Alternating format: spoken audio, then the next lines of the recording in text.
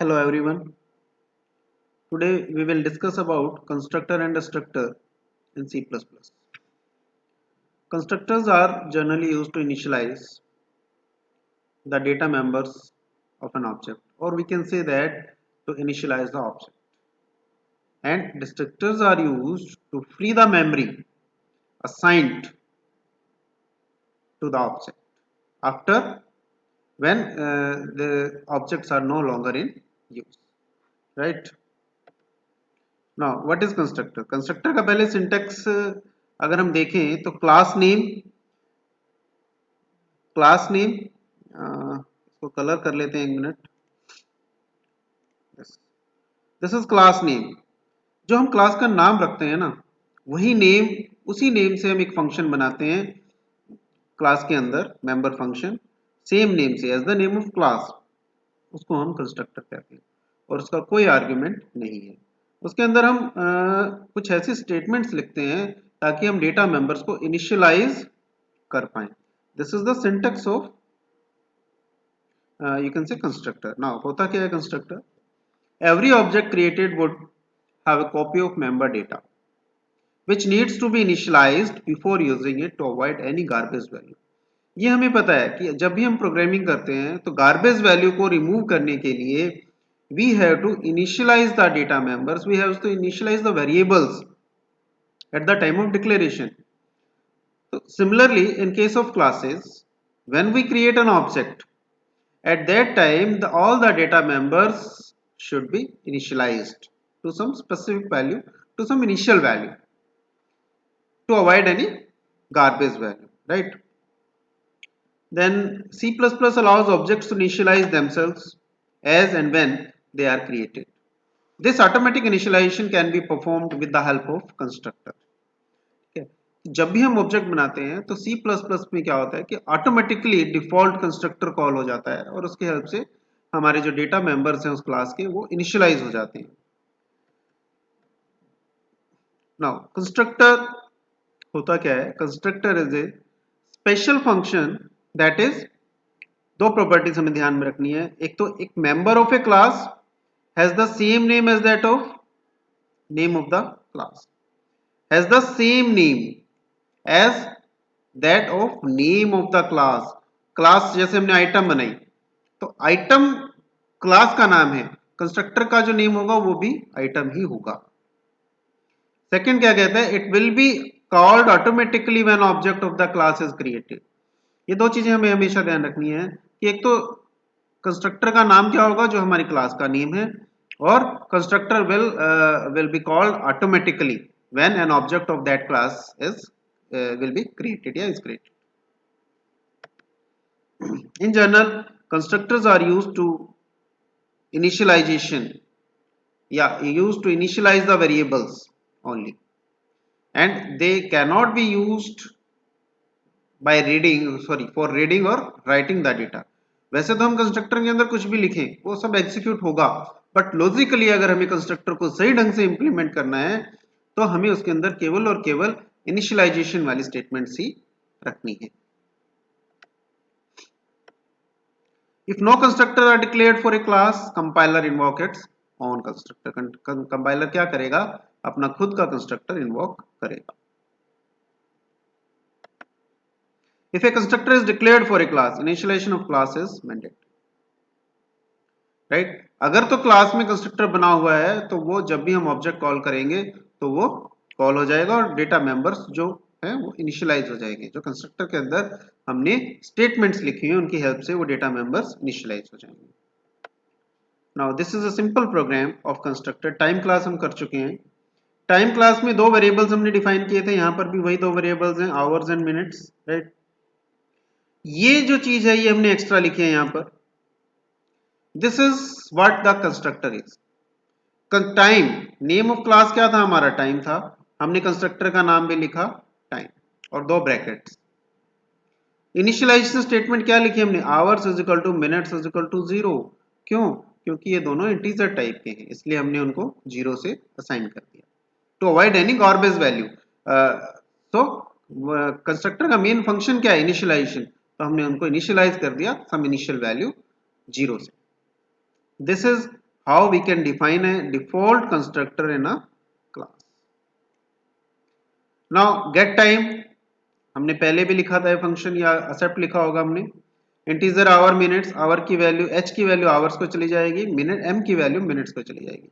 ये जो हमने गेट टाइम या एक्सेप्ट या रीड डेटा, इस तरह के जो हम फंक्शंस लिखते हैं उनको हम क्या कह सकते हैं, उनको हम कहते हैं इनपुट फंक्शंस हैं. डिस्प्ले करना है, हमने डिस्प्ले करना है तो इसको हम क्या कहते हैं, आउटपुट फंक्शन है. और डिस्प्ले में हमने क्या किया, आवर्स और मिनट्स की वैल्यू को डिस्प्ले करते हैं. तो दिस वन इज कंस्ट्रक्टर और we can say it is a default constructor. Main में देखो कंस्ट्रक्टर कॉल कब होगा, क्लियर स्क्रीन हमने कर दिया time t1. now here we are creating an object t1 of class time. ठीक है, तो इसका मतलब क्या है, जैसे ही ये स्टेटमेंट कंपाइलर एग्जीक्यूट करेगा it will call the default constructor, क्योंकि हमने कोई भी आर्ग्यूमेंट्स यहाँ पास नहीं की. डिफॉल्ट कंस्ट्रक्टर कॉल हो जाएगा और आवर्स और मिनट की इनिशियल वैल्यू क्या हो जाएगी, 0 हो जाएगी. उसके बाद देखो क्या है, cout time after declaration of object t1 dot display. अब क्या डिस्प्ले होगा, आवर 0 आवर एंड 0 मिनट्स. ये देखो आउटपुट में क्या आउटपुट आ रहा है हमारा, फर्स्ट पे time after declaration of object 0 equal to 0 hour and 0 minutes, क्योंकि डिफॉल्ट कंस्ट्रक्टर वहां पर कॉल. अब आगे चलते हैं, t1 dot get time 2,45. now 2 will be assigned to h and 45 will be assigned to m, from where they will assign to data members, actually exact data members hours and minutes. hour की value क्या हो गई हमारी 2 and minutes की value हो गई हमारी 45. now see out time after declaration of object is equal to, again यहां पर आ गए हम, आउटपुट हमारी क्या आ गई, time after declaration of object is equal to t1 dot display. Now t1 के अंदर अब क्या वैल्यूज हैं, अब वैल्यूज हैं 2 और 45, तो आउटपुट हमारा आ जाएगा 2 our and 45 minutes. So this is how default constructor will be called eight the time of creating an object. और डिफॉल्ट कंस्ट्रक्टर के अंदर हम जनरली इनिशियल वैल्यूज से ही हम उस क्लास के डेटा मेंबर्स को इनिशियलाइज करते हैं. नेक्स्ट कैरेक्टरिस्टिक्स क्या है, constructor should be declared in public section. ध्यान रखना है हमने, जो कंस्ट्रक्टर हम डिफाइन करेंगे वो हमेशा पब्लिक सेक्शन में होना चाहिए, प्राइवेट नहीं होना चाहिए. कंस्ट्रक्टर इन्वोक्ड ऑटोमेटिकली, ये पता लग गया हमें. Constructor have the same name as the name of the class, ये भी हमने कर लिया. Do not have return type, हमने वहां पर कोई रिटर्न टाइप नहीं रखी उसकी. और not even void and therefore can not return value. देखो ना तो हमने उसकी कोई रिटर्न टाइप रखी, ना ही ये, ना तो यहाँ कोई रिटर्न टाइप है इसकी, और ना ही ब्रैकेट्स के अंदर हमने कोई आर्ग्यूमेंट्स पास किए हैं. It means constructor does not have any return type and arguments. तो जब रिटर्न टाइप नहीं है तो कोई वैल्यू भी वो रिटर्न नहीं करेगा. Constructor can not B inherited but a derived class constructor can call the base class constructor. ये हम जब इनहेरिटेंस करेंगे तब आपको क्लियर हो जाएगा. कंस्ट्रक्टर को इनहेरिट नहीं करते हम, बट डिराइव्ड क्लास क्या कर सकती है, बेस क्लास के कंस्ट्रक्टर को कॉल कर सकती है. Constructor can have default arguments. Yes, ये हम करेंगे आगे. कंस्ट्रक्टर के अंदर जब हम आर्ग्यूमेंट पास करेंगे तो वहां पर डिफॉल्ट आर्ग्यूमेंट्स की ऑप्शन भी होती है हमारे पास. Constructor can not be virtual. Constructor make implicit call to operators new and delete when memory allocation is required. yes, जब भी हमें मेमोरी एलोकेट की जरूरत पड़ती है, मेमोरी एलोकेशन की जरूरत पड़ रही है, तब हम कंस्ट्रक्टर के अंदर न्यू और डिलीट ऑपरेटर्स का यूज कर सकते हैं. अदरवाइज हम सिंपल असाइनमेंट स्टेटमेंट यूज करेंगे और उनमें इनिशियल वैल्यूज को हम इनिशियलाइज कराएंगे डेटा मेंबर्स को. An object with a constructor or destructor cannot be used as a member of union. okay, union का मेंबर नहीं हो सकता जिसके अंदर कंस्ट्रक्टर या डिस्ट्रक्टर हमने डिफाइन कर रखे होंगे. These are the some characteristics of constructor. We have to remember all times these characteristics when using constructor in our classes. Now types of constructor. There are mainly 3 types of constructor. One is default constructor, then parameterized constructor, and finally copy constructor.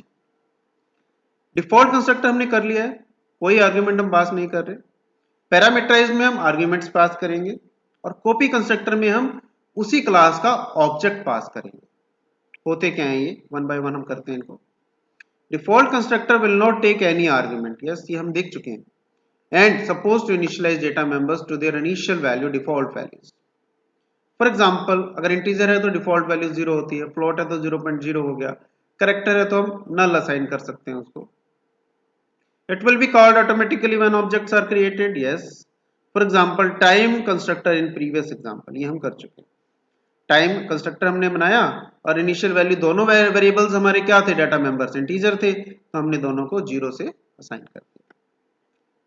This is what default constructor is. Now parameterise constructor. Parameterise constructor will take argument to initialize the data members.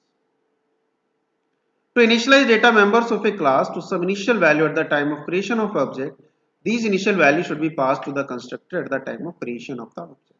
जब हमने default constructor use किया और main function में जब हमने object create किया तो हमने कोई वैल्यू पास नहीं की, but in case of parameterise constructor जब हम ऑब्जेक्ट क्रिएट करेंगे तो वहां पर हमें वो वैल्यूज भी पास करनी पड़ेंगी। पहले देखते हैं होता क्या है parameterize constructor. This is time again, नाम हमारा वही होगा जो क्लास का नेम है। Now we are passing two arguments, one is a and other is b. A की वैल्यू कहां गई, आवर्स के पास, और बी की वैल्यू हमने असाइन कर दी मिनट्स। ठीक है, this is how data members will be initialized with the help of parameters or arguments, right? This constructor will be called automatically. हर तरह के कंस्ट्रक्टर, तीनों तरह के कंस्ट्रक्टर ऑटोमेटिकली कॉल होंगे at the time of creation of object with some initial value. अब पहले हमने क्या किया था, पहले हमने लिखा था टाइम टी, पहले हमने लिखा था, देखो ऐसे लिखा था हमने, टाइम टी और सेमीकोलन लगा दिया था। अब हम क्या लिख रहे हैं, टाइम टी और दो वैल्यूज हमने पास कर दी 10 और 20। 10 कहां जा रही है, ए के पास जा रही है, 20 कहां जा रही है, बी के पास जा रही है। ए से वो वैल्यू कहां जाएगी, डेटा मेंबर आवर में जाएगी, बी से वो वैल्यू कहां जाएगी, डेटा मेंबर मिनट्स में जाएगी। तो हम ये कह सकते हैं इस टाइम ऑब्जेक्ट में आवर्स की वैल्यू 10 हो गई और मिनट्स की वैल्यू 20 हो गई। This is how parameterised constructor will work. At the time t will not work. At this time t will not work because there is no default constructor defined in this class. This is parameterized constructor. Now what copy constructor? Copy constructor का मतलब होता है कि एक object के data members की value हम दूसरे ऑब्जेक्ट को पास कर रहे हैं। मीन्स दो ऑब्जेक्ट के अंदर सेम डेटा मेंबर्स होंगे, सेम वैल्यू होगी डेटा मेंबर्स की, हम ये कह सकते हैं। Copy constructor will take its own object as an argument, its own object, उसी क्लास का ऑब्जेक्ट एज एन आर्ग्यूमेंट हम पास करेंगे। It can be called by passing address of another object at the time of creation of an object, so that data members of object passed as an argument can be copied to data members of calling object. तो जो call कर रहा है object उसके data members की value कौन सी हो जाएगी, जो ऑब्जेक्ट हमने पास किया है। That's why it is called copy constructor. देखो अब हमने दूसरी क्लास का एग्जांपल ले रहे हैं, हमने ऐड क्लास भी बनाई थी हमने, तो उसका नाम ऐड होगा जिसके अंदर हमने दो डेटा मेंबर्स रखे थे ए और बी। नाउ अब हम यहाँ क्या कर रहे हैं, add and B by reference, call by reference हो गया ये, तो उसी सेम क्लास का ऑब्जेक्ट हमने यहाँ पास करते हैं। That's why this is known as copy constructor. काम कैसे होगा, ए डेटा मेंबर कौन सा है, ए और B, A is equal to P dot A, जो हमने ये वैल्यू पास की है पी डॉट ए, और b is equal to P dot P. इसका मतलब क्या हुआ, इस ऑब्जेक्ट की वैल्यूज, इस ऑब्जेक्ट के डेटा मेंबर्स की वैल्यूज हमने किसको दे दी, a और b को। और ये a और b किससे बिलोंग कर रहे हैं, a और b बिलोंग किससे कर रहे हैं, कॉलिंग ऑब्जेक्ट से। कॉलिंग ऑब्जेक्ट कौन सा है हमारा, this is a4, right. This constructor can be called by the statement either add a4 is equal to a3 या add a5 is equal to a2। तो जब हम a3 यहां से यहां हम क्या कर रहे हैं, a3 को पास कर रहे हैं, A3 का एड्रेस कहाँ जाएगा, P के पास जाएगा, और वो वैल्यूज किसको असाइन हो जाएंगी, A4 को। इस केस में क्या होगा, A2 का एड्रेस जाएगा P के पास, और वहां से वो वैल्यूज किसको असाइन हो जाएंगी, A5 के data members, right. These are the two ways a copy constructor can be called. But अगर हम यहां से ऐड हटा दें, सपोज मैंने यहां से ऐड हटा दिया और लिख दिया सिर्फ A4 is equal to A3, now it will become a simple assignment statement, but it will not work because one object cannot be assigned to another object. This can be done only with the help of copy constructor, और copy constructor के लिए हमें ये तभी कर सकते हैं जब हम ऑब्जेक्ट क्रिएट कर रहे हैं। ऑब्जेक्ट क्रिएशन के बाद अगर हम ये करना चाहें तो that is not possible with the help of copy constructor. अब तीन तरह के कंस्ट्रक्टर की थोड़ा सा आइडिया हमें मिल गया कि डिफॉल्ट कंस्ट्रक्टर क्या होता है, पैरामीटराइज कंस्ट्रक्टर क्या होता है, और कॉपी कंस्ट्रक्टर क्या होता है। अब हम एक प्रोग्रामिंग एग्जांपल करके देखते हैं, या चलो एक और कर लेते हैं, कंस्ट्रक्टर विद डिफॉल्ट आर्ग्यूमेंट, ताकि ये भी हम उस प्रोग्राम में क्लियर कर पाए। कंस्ट्रक्टर में have default values for an argument. It means if object is created with less number of parameters passed, means less number of parameter passed का मतलब क्या है, सपोज यहां पर हमने दो आर्ग्यूमेंट्स पास किए, ठीक है, और यहां मैं लिख दूं सिर्फ टाइम t10, तो इसका मतलब क्या हो गया, पास तो मुझे दो आर्ग्यूमेंट करने थे, पास मैंने क्या किया, एक आर्ग्यूमेंट, मीन्स वो सारे आर्ग्यूमेंट में पास नहीं कर पा रहा। तो ये तभी पॉसिबल है जब हमने डिफॉल्ट वैल्यूज को डिफाइन किया हो। इसका मतलब अगर मैं यहां ऐसे लिख देता integer b is equal to 5, then this statement will work, will not give an error।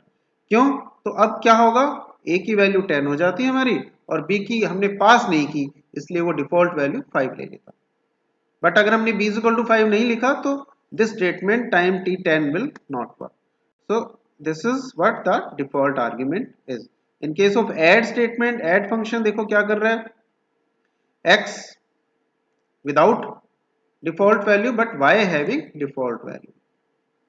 तो हम चाहे ऑब्जेक्ट क्रिएट करती दफा एक वैल्यू पास करेंगे तो भी यही कंस्ट्रक्टर कॉल होगा, दो वैल्यू पास कर देंगे तो भी यही कंस्ट्रक्टर कॉल होगा। अगर हमने एक वैल्यू पास की है तो वो x को असाइन हो जाएगी, a को पास चली जाएगी, और y की वैल्यू 0 हो जाएगी, b की वैल्यू 0। अगर हमने दो वैल्यूज असाइन किए तो वो दोनों a और b को असाइन हो जाएंगे। In this default value is defined for parameter y। So when this constructor is called by the statement add a to 5, 5 is passed to x and y value of y will become 0। When the same constructor is called by the statement this, right, 5 is passed to x and 6 is passed to y, from where they will assign to data members a and b। When more than one constructor with different signature is defined in the same class, then it is called as constructor overloading।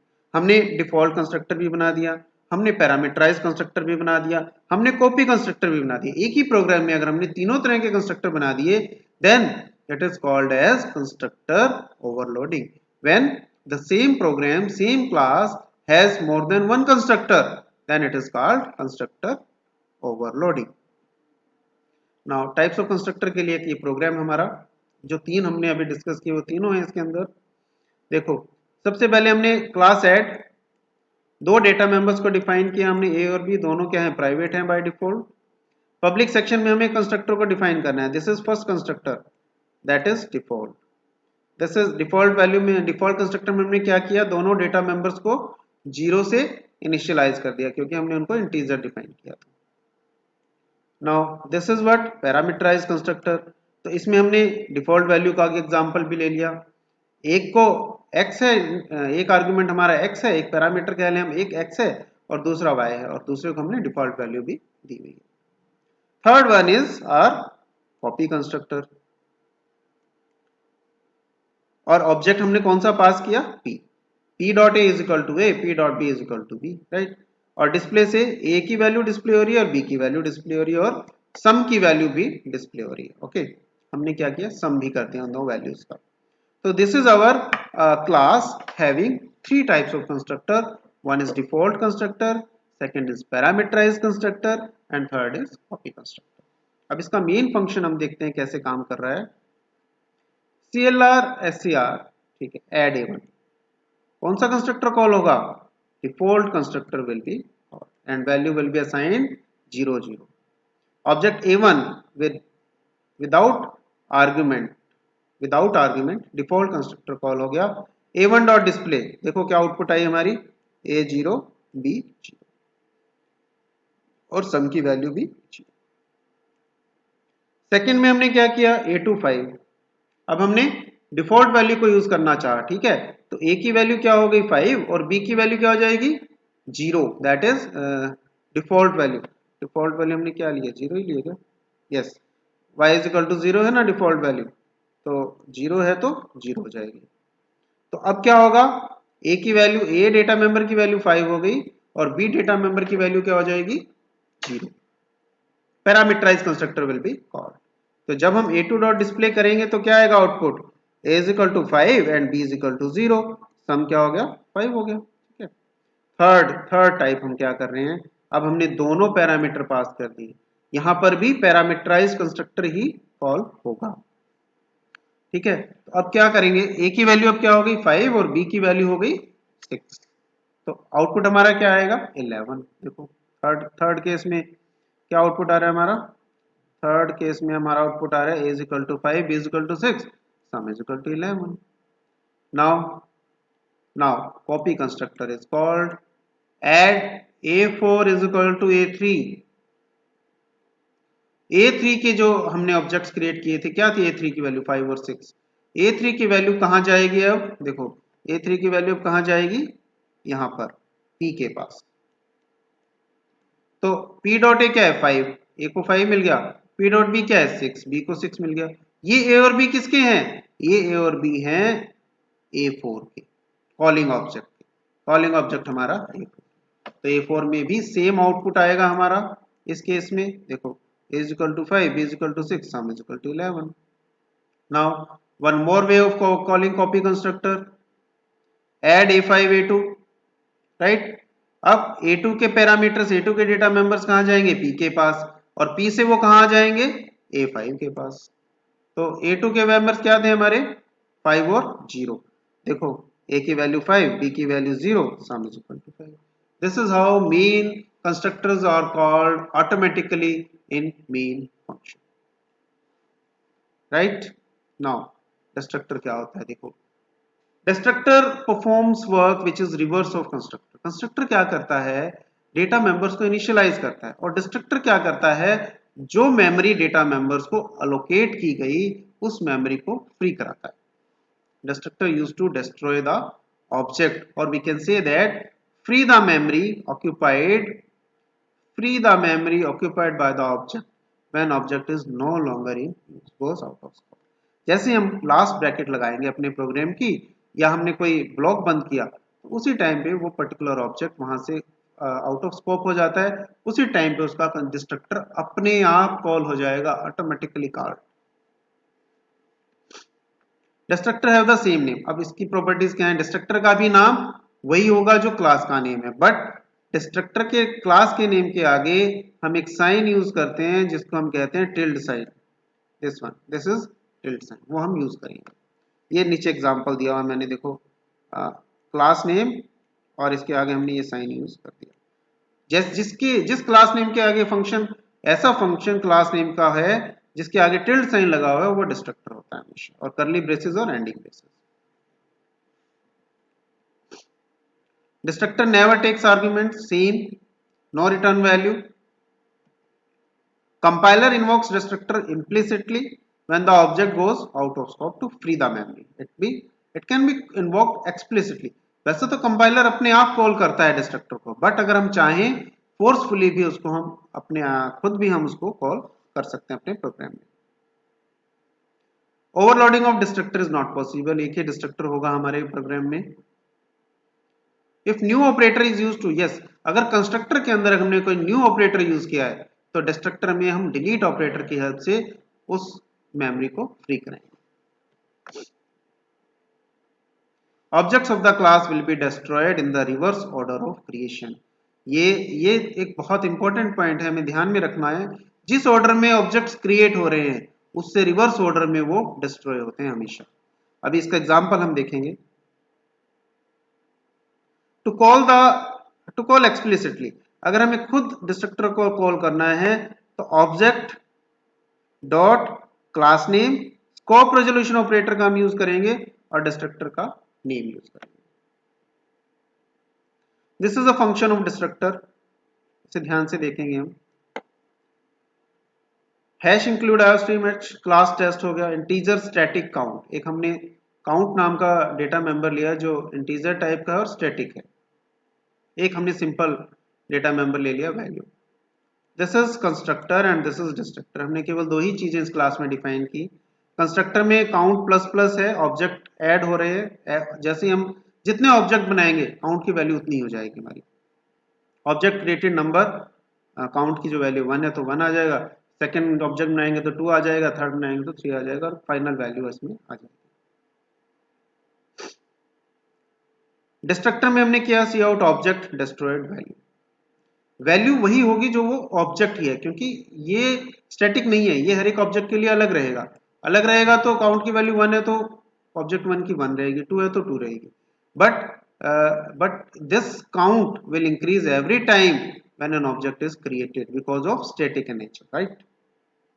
Static variables को हम यहाँ define करते हैं हमेशा class name से। Now clear screen, सबसे पहला display हो गया हमारा main function. Yes, this is main function. Test T1 constructor call हो गया, इसका मतलब ऑब्जेक्ट क्रिएटेड नंबर 1, T2 के टाइम में ऑब्जेक्ट क्रिएटेड नंबर 2, T3 के टाइम में ऑब्जेक्ट क्रिएटेड नंबर 3, T4 के टाइम में ऑब्जेक्ट क्रिएटेड नंबर 4। यहां पर ध्यान रखना हमने एक ब्लॉक स्टार्ट किया है, ब्लॉक 1 में आ गए अब हम। टेस्ट 5 ऑब्जेक्ट क्रिएटेड नंबर 5 आ गया, ठीक है। क्योंकि ये आ कैसे रहा है, जब भी हम टेस्ट 5 करेंगे तो कंस्ट्रक्टर कॉल हो गया, कंस्ट्रक्टर कॉल हो गया तो काउंट की वैल्यू क्या थी पहले 4, अब क्या हो गई 5 हो गई, 5 हो गई तो 5 यहां डिस्प्ले हो गई। अब टेस्ट 5 ब्रैकेट क्लोज, इसका मतलब जो ऑब्जेक्ट नंबर 5 था वो गोज आउट ऑफ स्कोप हो गया जैसे ही हमने उस ब्लॉक की ब्रैकेट को क्लोज किया। तो जब गोज आउट ऑफ स्कोप हो जाएगा तो क्या होगा, डिस्ट्रक्टर कॉल होगा। डिस्ट्रक्टर कॉल कैसे होगा, देखो object destroyed number 5, object number 5 destroy हो गया हमारा क्योंकि वो particular object out of scope हो गया। अब एक और ब्रैकेट हमने स्टार्ट कर दी, यानी कि एक और ब्लॉक स्टार्ट हो गया, block number 2। Block number 2, yes, test number 6 object number created number 6। जैसे ही हम इस ब्रैकेट को बंद करेंगे ये ऑब्जेक्ट नंबर 6 बाहर आउट ऑफ स्कोप हो गया तो वो वहां पर डिस्ट्रॉय हो जाएगा। वापस हम कहा आ गए, मेन में आ गए। यहां पर हमारे क्या हो गए, 3 ब्लॉक्स हो गए हमारे साथ, ठीक है। मेन में जैसे ही आ गए तो मेन में कितने ऑब्जेक्ट्स हैं, 4 हैं। जैसे ही ब्रैकेट बंद होगी मेन की तो चारों ऑब्जेक्ट डिस्ट्रॉय होंगे but in the reverse order. सबसे पहले object number 4 destroyed, object number 3 destroyed, object number 2 destroyed, object number 1 destroyed. This is how destructor will be called implicitly in our program.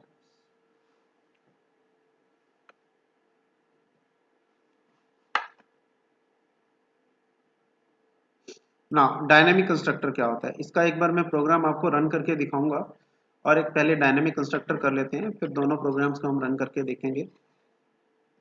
Dynamic constructors can be used to allocate memory while creating objects. This will enable the system to allocate right amount of memory for each object. Generally हम new का use करते हैं और delete का use करते हैं, new and delete operators का हम यूज करते हैं इन case of dynamic constructor. Allocation of memory to the object at the time of creation is known as dynamic construction of object. Memory is allocated with the help of new operator. Memory is freed up, deallocated in destructor with the help of delete operator.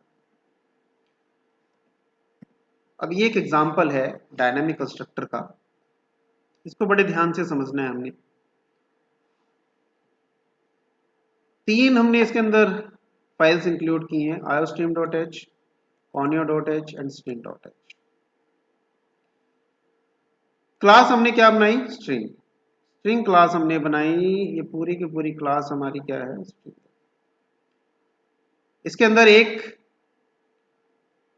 Pointer type का variable लिया हमने, name character type का, character pointer. Length हमने ली integer type.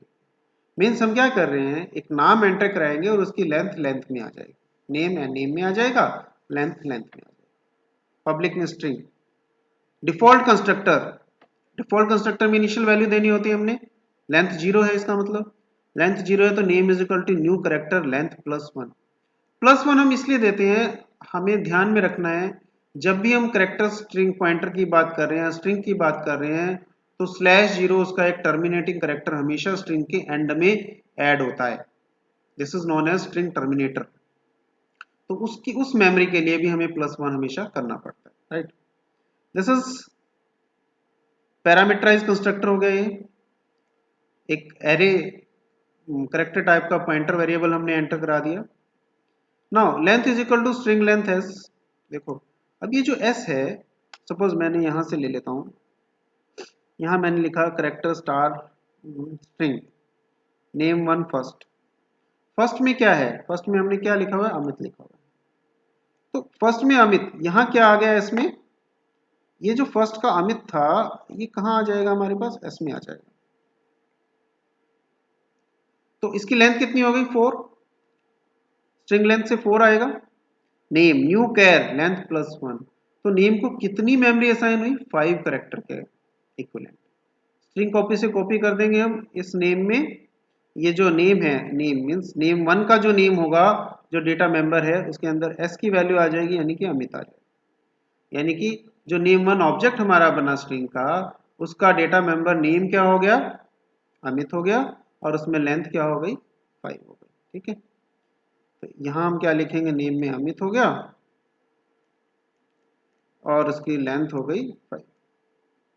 ठीक है, इसी तरह से नेम 2 में कुमार हो गया, कुमार आ जाएगा और उसकी लेंथ कितनी हो जाएगी, स्पेस भी है, ध्यान रखना इस बात का।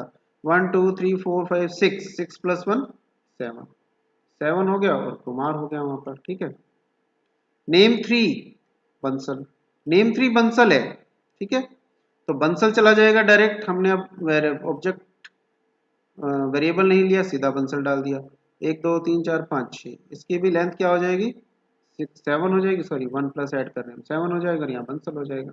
ठीक है, अब हमने डिस्ट्रक्टर बनाया, memory allocated to name is freed now, delete name. ठीक है, उससे मेमोरी डिलीट हो जाएगी। डिस्प्ले से नेम डिस्प्ले हो रहा है। ज्वाइन कर रहे हैं हम, ज्वाइन एक फंक्शन बनाया जिससे हम दो स्ट्रिंग्स को ऐड कर रहे हैं, और इसी क्लास के ऑब्जेक्ट्स हमने यहाँ पास कर दिए। ठीक है, देखो ये फंक्शन कर क्या रहा है, देखो इसके हिसाब से हम समझेंगे S1 डॉट ज्वाइन के, नेम 1 नेम 2। नेम 1 में अमित है, नेम 2 में कुमार है। तो अमित कहाँ चला गया, ए में आ गया अमित, बी में आ गया कुमार। ठीक है, अच्छा अमित की लेंथ 5 है, length A dot length plus B dot length 5 plus, sorry length तो हमारी रहेगी 4, लेंथ तो 4 ही रहेगी ना, वो तो हम मेमोरी एलोकेट कर रहे हैं। ठीक है, यहाँ लेंथ 4 रहेगी, यहाँ 6 रहेगी, यहाँ भी 6 रहेगी। ठीक है, तो यहाँ क्या हुआ, ए डॉट लेंथ 4 + 6 10, टोटल लेंथ क्या हो गई, 10 हो गई। डिलीट नेम, नेम को हमने डिलीट कर दिया पहले अगर उसमें कुछ था तो। Now name is equal to new char length +1, कितनी मेमोरी एलोकेट हुई नेम को, 11 के equivalent. String copy name comma a dot name, name में पहले क्या आया, अमित आया। String cat, cat means concatenation, अब हम दो स्ट्रिंग्स को अपेंड कर रहे हैं दूसरी स्ट्रिंग को पहले के बाद। तो नेम में पहले क्या था, अमित था, और बी डॉट नेम में क्या है, कुमार, तो अमित कुमार, अमित कुमार ऐड हो जाएगा। देखो यहाँ पर अमित कुमार आ गया। ठीक है, जब हम S2 डॉट ज्वाइन करेंगे, S1 कॉमा नेम 3 कर रहे हैं हम S1 कॉमा नेम 3, तो S1 में क्या है, अमित कुमार, और नेम 3 में बंसल, तो हो जाएगा Amit Kumar Bansal. Name 1 dot display Amit Kumar Bansal. ठीक है, ये डिस्प्ले हो गए तीनों values. Now S1 dot display, S2 dot display, पहले अमित डिस्प्ले हुआ, फिर कुमार, फिर बंसल, फिर अमित कुमार, फिर अमित कुमार बंसल। इन 5 स्टेटमेंट से 5 वैल्यूज डिस्प्ले हो जाएंगी। जैसे ही हमारा ये ऑब्जेक्ट कंप्लीट हुआ ये प्रोग्राम, तो क्या होगा, डिस्ट्रक्टर कॉल होगा। डिस्ट्रक्टर कॉल होगा तो पहले सबसे लास्ट वाला ऑब्जेक्ट S2, S2 में क्या था, अमित कुमार बंसल, फिर अमित कुमार था वो वाला जाएगा, फिर बंसल वाला डिस्ट्रॉय होगा, फिर कुमार वाला डिस्ट्रॉय होगा, फिर अमित वाला destroy. This is how dynamic constructor is working. Thank you students. Now अगर हम दोनों प्रोग्राम्स को रन करके देखते हैं कि वो कैसे रन होंगे।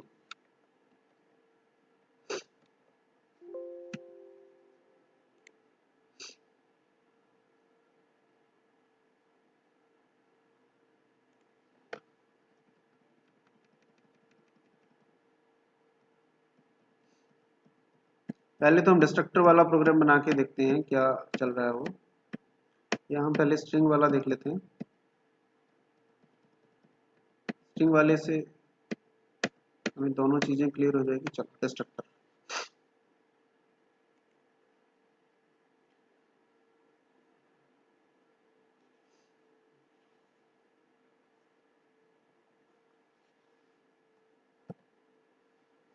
ये डिस्ट्रक्टर का प्रोग्राम है हमारा।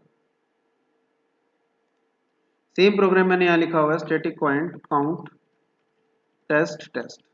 इसको हम रन करके देखते हैं, कंट्रोल F9।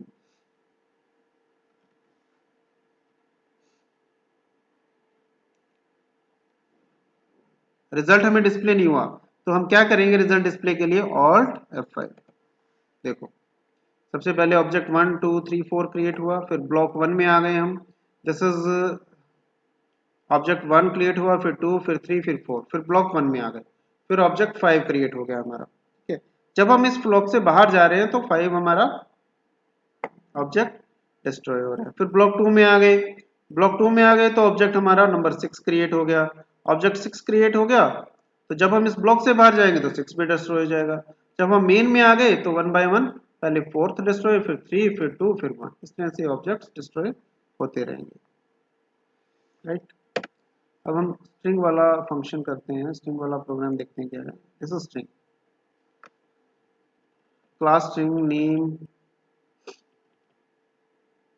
राइट, इसको रन कर लेते हैं एक बार, control F9, alt F5। Amit Kumar Bansal, Amit Kumar Bansal and so on. ठीक है, अब इसमें एक चेंज करते हैं हम। ठीक है, मैं अमित की जगह लिख रहा हूं Ram.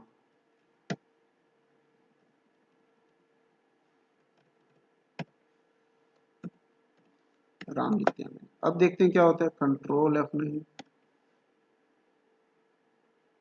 Alt F5।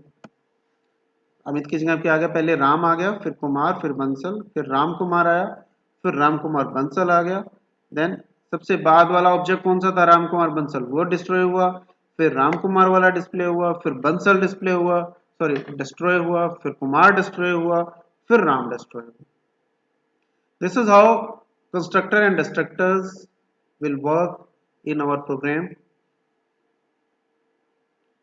How three types of constructor can be written in our program, how they will be invoked, how destructor is implemented, how it will be invoked. This all we have covered in this lecture. Thank you students. Thank you.